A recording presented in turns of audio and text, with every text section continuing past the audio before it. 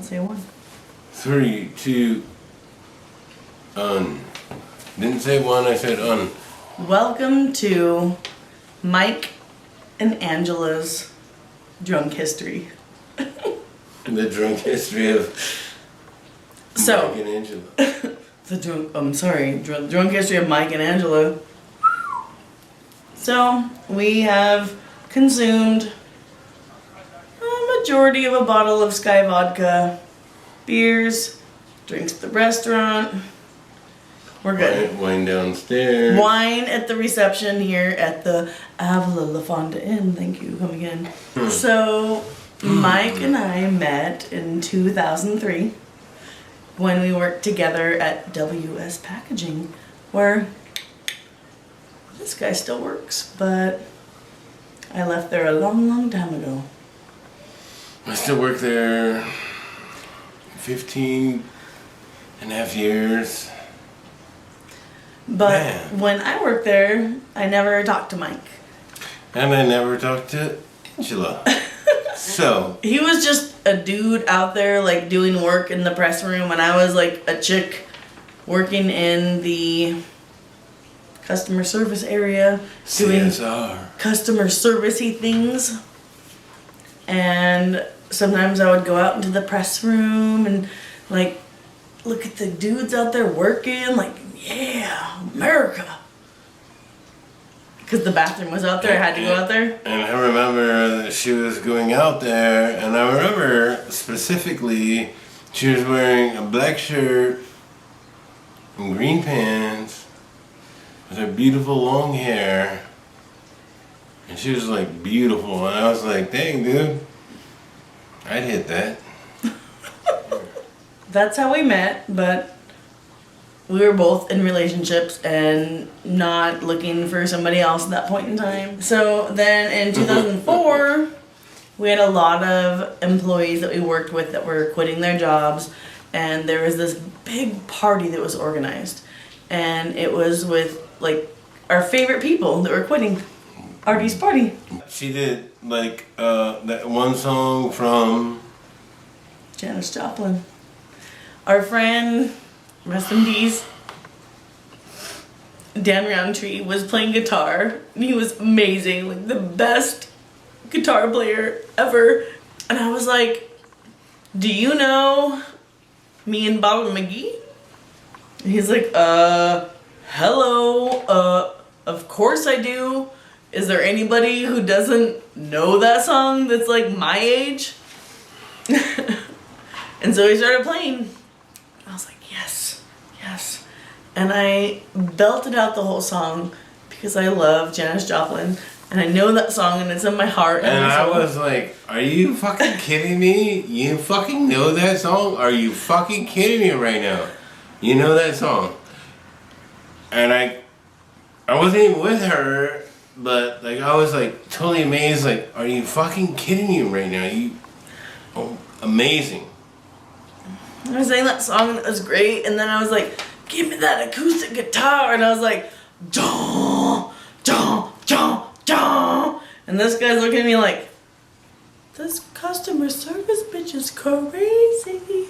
And then I proceeded to like do like an acoustic version of Danzig's Mother, which is like one of my favorite songs. And he was like, wait, what? What just happened? This bitch plays guitar? 2006, I was working for a different company. I had left WS Packaging where this guy works. And my mother had been with UPS for like, I don't know, 100 years or whatever. She had opportunities to move to Fresno, California. Yeah! No. But for some crazy reason, I thought Fresno would be the best idea for my mom and for me and my son.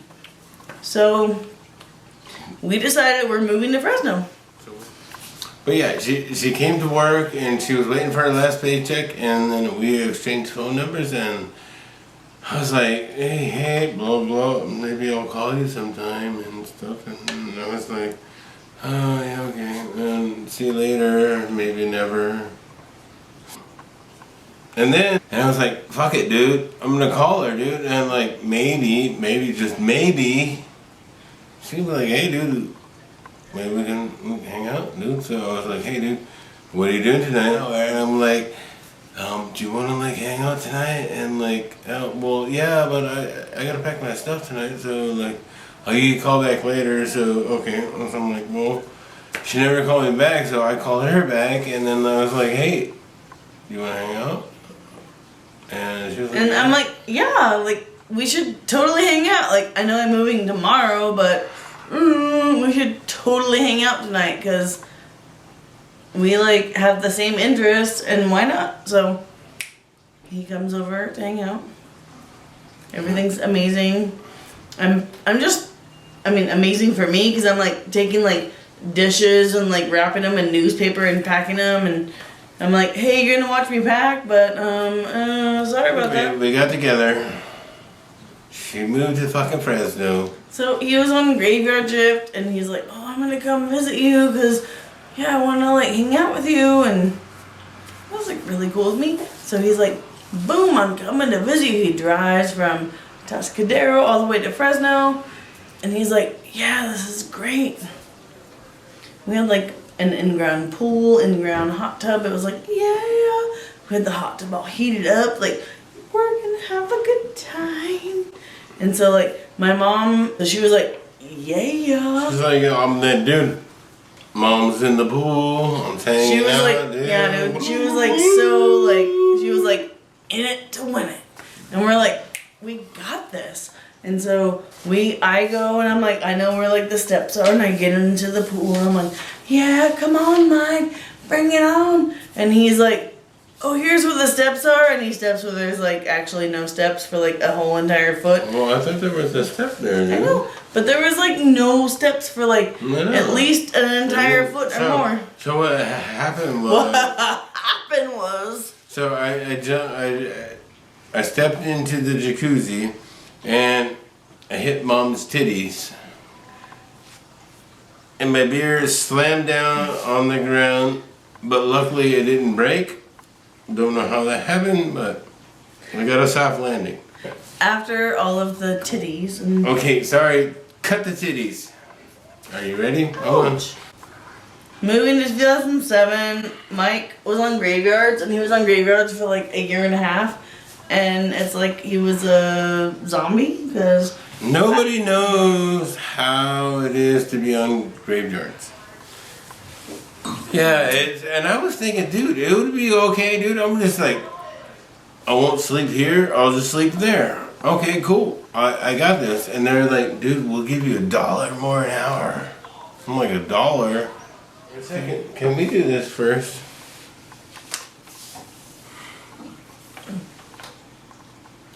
To the day that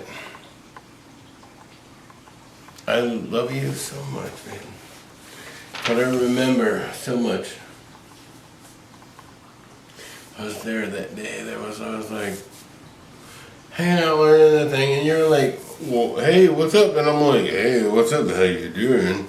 And I'm like, what are you doing? Oh, well, I'm gonna like quitting here. I'm going to Fresno, and then I'm waiting for my paycheck, so I was gonna stop by and say hi to Binger, and I was like, hey dude, what's up? Yeah, blah blah blah.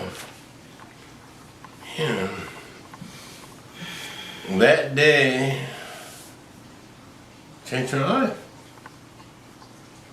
Whether you know it or not. what? Okay. So it's cheers to you and me. I love you so much. I love you. Like, one day I was working and the guy, I can't remember what his name was, but he was like, hey dude, do you remember Angel Serpa? I'm like, yeah dude, she's my girlfriend. I said, oh really? Well, we'd really like it if she could like work for our company and at Paul Richards. And I was like, well, she lives in Fresno now, and so I can talk to her and see what she says, but she might want to move back now, you know? And so I called you and you were like, hey dude, this company's looking for you. I was like, dude, I wanted to find this job at this place called Slime. Slime. I want this job. I applied there before. I'm like, hey, are you looking for anybody? And the manager was like, actually, yes, we are. We're looking for somebody to like do the shit that you can do for us. She was like, well, if I'm gonna go for an interview, I might as well go for multiple interviews because I'm worth it. So let's see if this company wants me, and the company that wants me. So we'll see what happens. And that's what happened. And then here we go. And then all of a sudden, Angela Serpa moves on over. I got a job. I was like, a really good job. Really good job. Really happy. I heard it had a really good job. I know, but then like you were still like on the graveyard shift. And What movie did we watch?